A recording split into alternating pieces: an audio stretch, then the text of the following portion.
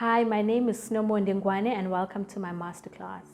How did I find my style? So I started doodling in high school because I was an art student. So when I would do my doodles in my textbooks and my books, my teacher would see them, my fine art teacher at the time, and she would encourage me to start creating actual pieces and not just doodles in my book. So then from there I started exploring with my fine liners and the different lines and the different patterns in my pieces. And then when I got to varsity, I started graphic design. When I had to do illustrations, I still continued with my style. Every time we needed to do a poster or anything of that sort, I would still use my style because I just wanted to get it done in a way that is easy for me and also a way that I know that I enjoy. Like for me, I think it's important to do something that I knew that I was good at. Previously, I used to draw with pencil. Then I realized like everyone's drawing with pencil. So I thought, okay, why not just follow something that I know I'm good at and it's unique. And when I do it, people are like, wow, how did you do this? And it stands out. So I ended up always sticking to my style, fine liners, and then coloring in digitally, which is what I still do now. This is a screenshot from my blog of some of my earlier works. I started a series, it was called the Confession series, and in that series I asked my followers to send in their confessions or their deepest thoughts, and then I'll create a series of artworks. I still posted all of the artworks on my blog and on my Instagram, and I gained a lot of followers. So these are some of the artworks on my blog, and you can see here that I was consistent with my style. I used line drawings and then I did like a few spot colors, and then I would combine them with words because my whole brand at the time, and still is now, it's doodles and poetry. So I used to enjoy combining my doodles and poetry. If I find a poem that speaks to me or really touches me at the time, then I would take a quote and then create an artwork, and that's how I thought of this series of confessions. It's important that you find a subject that you want to speak about, use your style, create a series, and try and remain consistent. And that's how you start to develop your style.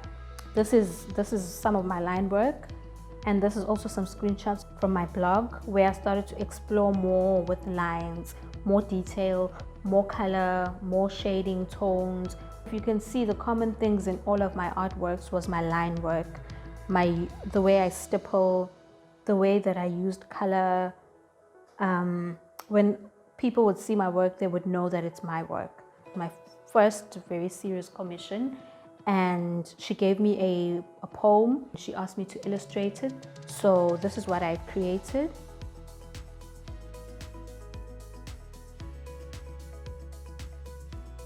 Something that connected with me from illustration was the ability to express myself, express my deepest thoughts in a way that I can't when trying to say it vocally.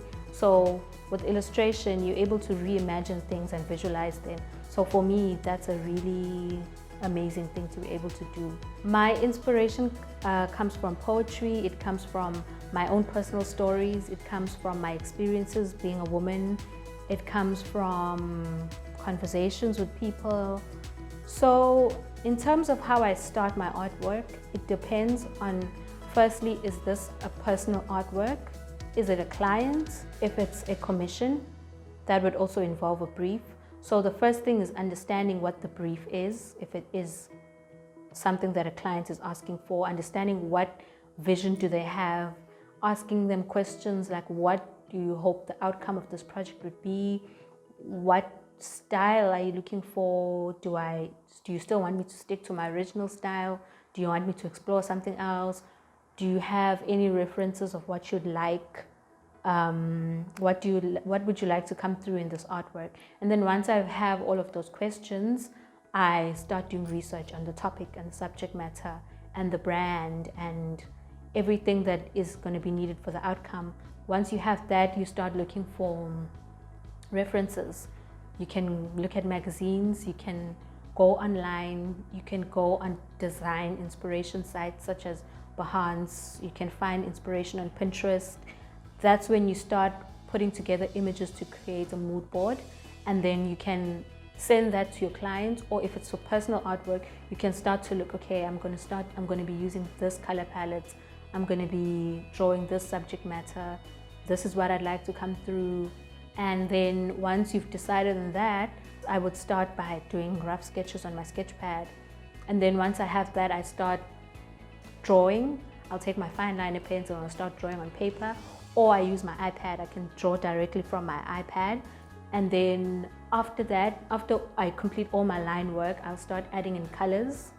And then that's how I complete my artwork. I believe it's important to use your talents. From a young age, I've always known that I'm able to draw, that I'm creative. When I was younger, I used to be very creative. I used to make my own dolls and make my own everything. So now I'm doing it as an actual career. So it's a combination of what I'm passionate about and what I'm good at. I think the secret recipe is listening to your instinct. There's a point where you could do too much. So there's a point where you need to listen to your instinct that says this artwork is done.